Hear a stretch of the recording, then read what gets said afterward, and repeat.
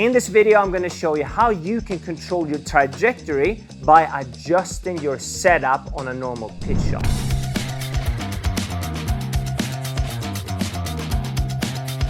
We've got Hannah here to kind of demonstrate and help you guys to understand what you need to do to hit a low, medium, and high shot with the same wedge. Obviously, you can just change wedge to hit a lower shot, but that ball might roll out a little bit more than you want to. So you can actually do it all with a 60-degree if you know how to set up to the golf ball. So first of all, set up to just a stock mid-flight pitch shot. Okay. And what you're gonna see here from good players is that the hands are more directly underneath the shoulders. There's a little bit of a hinge already where the handle is a little bit lower in the wrist. That helps them to kind of set it slightly in the backswing and release it in the follow through, right? Okay, so give us just a mid-flight to this pin. Nice shot. A little bit strong, but there was definitely a mid-flight there. So the adjustments I want you to make now, let's say you hit, you want to hit a low one, okay? That comes out a little bit lower. So take your normal setup first.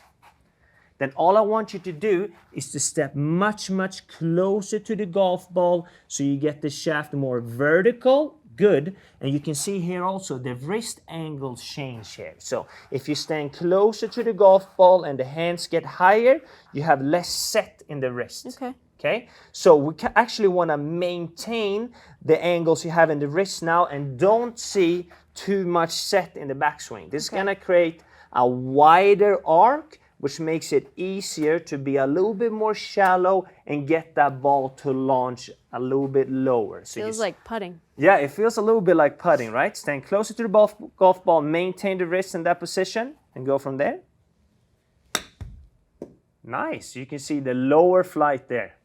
Much, much better. And then the high shot. What am I going to tell you guys now, right? We moved closer when we wanted to hit the low one. So what are we going to do now when we want to hit the high one? Step back. Exactly. So we want to move further away from the golf ball, which is what? Going to do what? It's going to lower the handle, right?